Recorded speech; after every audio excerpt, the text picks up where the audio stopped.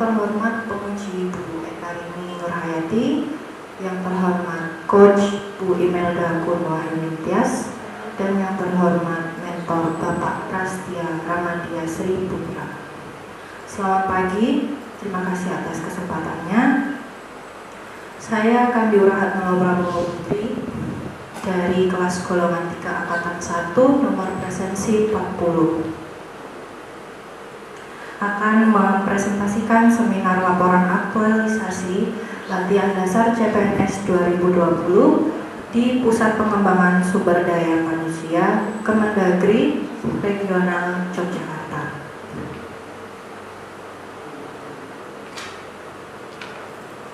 Judul yang saya angkat untuk aktualisasi adalah penyederhanaan format formulir pengawasan dan pengendalian pekerjaan jalan melalui metode penyatuan format berkas pengawasan dan pengendalian di Dinas Pekerjaan Umum dan Penataan Ruang Kabupaten Mojokerto. Sesuai dengan yang telah diseminarkan pada rancangan aktualisasi di PPSDM Jogja, matriks rencana kegiatan aktualisasi yang saya bahas isunya adalah banyaknya berkas pengawasan dan pengendalian pekerjaan jalan yang terpisah dan belum tertata dengan baik. Isu ini saya ambil dari seleksi beberapa hal yang sangat sering terjadi di Dinas Pekerjaan Umum dan Penataan Ruang Kabupaten Mojokerto, khususnya pada bidang pembangunan jalan dan jembatan.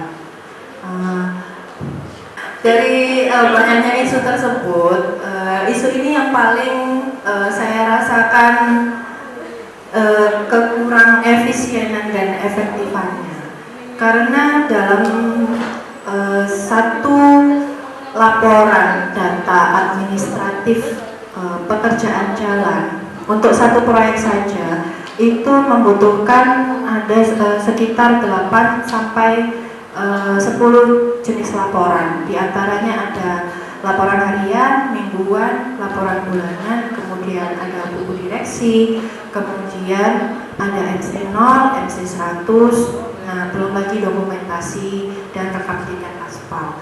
Nah, dengan adanya kebutuhan data administratif yang banyak tersebut, untuk satu buah laporan itu dibutuhkan penggandaan sebanyak 5 kali. Jadi setiap kegiatan, khususnya kegiatan PAPBD yang kemarin saya rasakan di tahun 2019 itu pekerjaan aspal, itu untuk satu proyek itu membutuhkan satu kontainer besar untuk menampung data administratifnya. Sedangkan untuk kegiatan PAPBD sendiri itu bisa berkisar 20-an kegiatan, sehingga bisa dibayangkan kebutuhan ruang, space, kemudian kebutuhan untuk biaya, waktu, dan tenaga untuk mengerjakan data-data administratif tersebut sangat tinggi.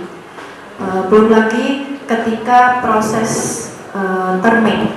Nah, ketika proses terming itu masih ada banyak laporan administratif yang harus dikerjakan. Jadi kalau kita sebagai stakeholder proyek itu harus mengerjakan laporan yang segitu banyak dan terpisah-pisah, sedangkan substansinya itu sebenarnya bisa dijadikan dalam satu bentuk format yang mencakup keseluruhan kebutuhan. Maka dengan adanya gagasan pemecahan isu di mana saya mengangkat penyatuan format berkas tersebut, itu akan setidaknya membantu keefektifan dan keefisienan dalam mengerjakan data administratif proyek. Berdasarkan isu dan gagasan pemecahan isu tadi, saya menyusun kegiatan aktualisasi sebagai berikut. Jadi yang pertama, koordinasi dengan mentor dulu terkait rencana aktualisasi. Di sini saya menghasilkan surat persetujuan mentor, di mana itu menjelaskan bahwa rancangan aktualisasi yang saya angkat itu dapat memberikan suatu inovasi dan membantu kinerja di kantor. Kemudian kegiatan yang kedua, saya menghimpun data administratif proyek pekerjaan aspal PAPBD 2019.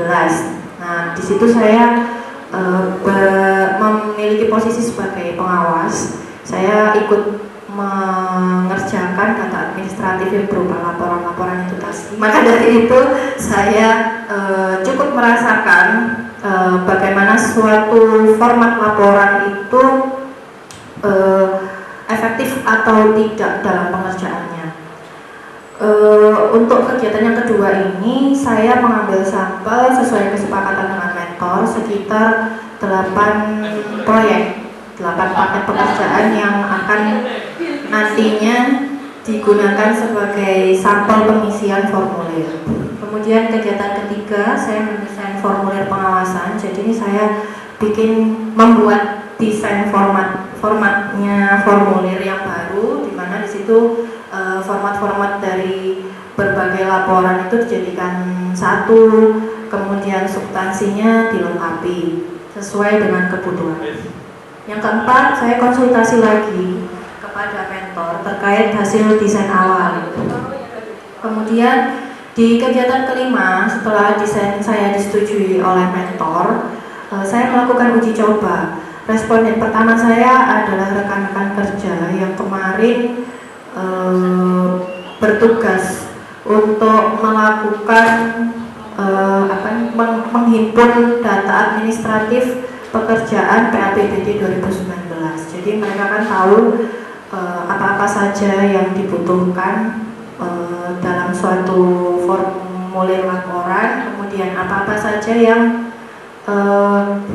sebenarnya sangat penting untuk dimasukkan ke dalam formulir tersebut, tetapi pada format yang sebelumnya belum terakomodasi. Setelah uji coba, saya melakukan evaluasi. Dari situ terlihat kira-kira formulir yang saya desain sudah mencakup seluruhan kebutuhan untuk pengawasan pekerjaan jalan atau belum. Saya juga meminta feedback dari rekan kerja.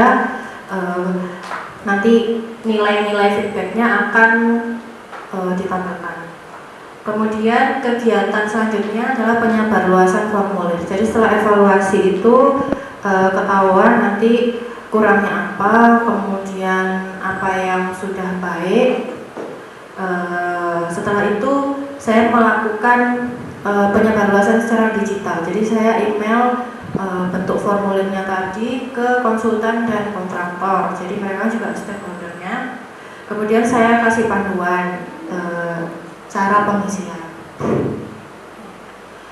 Lalu saya melakukan evaluasi kedua. Di sini evaluasi dari uji coba terhadap konsultan dan kontraktor. Di situ saya juga meminta feedback dari mereka bagaimana penggunaan formulir tersebut. Ini berkaitan dengan dampak dan hambatannya yang terjadi karena sejauh ini dari kegiatan 1 sampai 6 itu sebenarnya tidak ada hambatan karena semuanya dapat dilakukan sesuai jadwal. Ketika berhubungan dengan orang lain, berhubungan dengan rekan yang bukan dari satu dinas, yaitu pihak ketiga, itu agak sulit untuk mencocokkan jadwalnya karena kebetulan bertepatan dengan jadwal perencanaan APBD 2020, jadi agak molor. 9, saya melakukan penyempurnaan desain. Jadi apa-apa saja yang perlu digaris bawahi pada formulir pengawasan yang kiranya dia sangat penting untuk nantinya digunakan di laporan selanjutnya. Jadi ini formulir yang saya gunakan, saya desain itu formulir pengawasan untuk harian. Nah, nantinya akan dibentuk, dijilid, jadikan satu buku dengan laporan mingguan.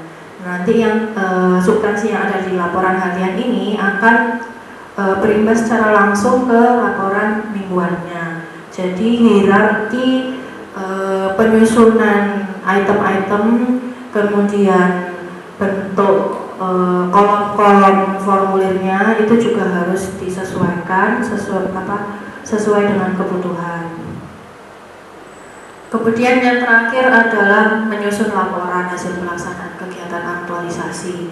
Jadi di laporan itu nanti ada lampiran proses dalam pendesainan formulir pengawasan, kemudian ada bukti keterlibatan responden berupa feedback, lalu ada juga notulen dan formulir pengendalian aktualisasi yang saya lakukan bersama mentor, serta cetak contoh final desain formulir pengawasan. Ini jadwal kegiatan yang tadinya dilaksanakan sampai tanggal 28 Februari, kemudian ada penyesuaian sehingga jadwalnya bisa sampai tanggal 13 Maret. Ini juga sebenarnya sangat membantu karena keterlibatan pihak ketiga tadi cukup memakan waktu, sehingga jadwal yang seharusnya berlangsung sekitar 4 hari menjadi sekitar 3 minggu. Dokumentasi habituasi dan hasil aktualisasi tanggal 27 sampai 28 Januari 2020. Saya berkoordinasi dengan mentor menghasilkan time schedule yang baru tadi, kemudian lembar persetujuan mentor, lalu ada dokumentasi kegiatan. Pada tanggal 29 Januari sampai 31 Januari itu saya menghimpun data administratif. Nah, sebelum menghimpun itu saya mengajukan surat persetujuan akses dokumen dulu. Kemudian saya mendokumentasikan data administratif PAPBD 2019. Dari situ saya mendapatkan rincian item pekerjaan. Tanggal 3 sampai 5 Februari 2020 saya mendesain dan menghasilkan draft desain awal formulir pengawasan. Kemudian tanggal 5 sampai 6 Februari 2020 saya berkonsultasi ke mentor dan menghasilkan desain awal formulir pengendalian pengawasan yang sudah menggunakan aplikasi Microsoft Excel. Tanggal 7 sampai 14 Februari saya melakukan uji coba kepada responden pertama saya, yaitu rekan kerja. Dari situ saya menghasilkan feedback. Kemudian saya juga memiliki tabel indikator keberhasilan. Tanggal 17 Februari saya melakukan evaluasi dari uji coba tadi, kemudian formulir tersebut dievaluasi dan dikoreksi oleh mentor. Pada tanggal 18 Februari sampai 5 Maret, ini saya melibatkan pihak ketiga yaitu konsultan dan kontraktor.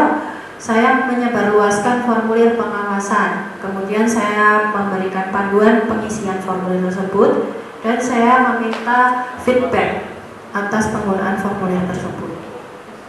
Pada tanggal 6 Maret, saya melakukan evaluasi kedua. Di situ saya sudah mendapatkan bentuk formulir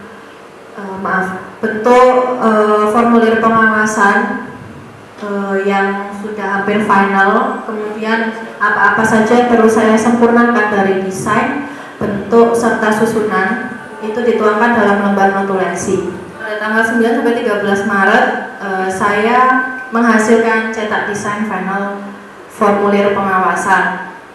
Contohnya seperti ini.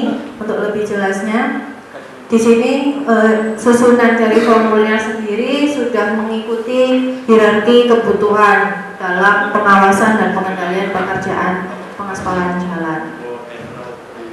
Nantinya setelah pekerjaan selesai, formulir pengawasan ini akan dijadikan satu, dijilid, dibukukan bersamaan dengan rekap tiket aspal, rekap penerimaan aspal, kemudian laporan mingguan, dan juga buku direksi.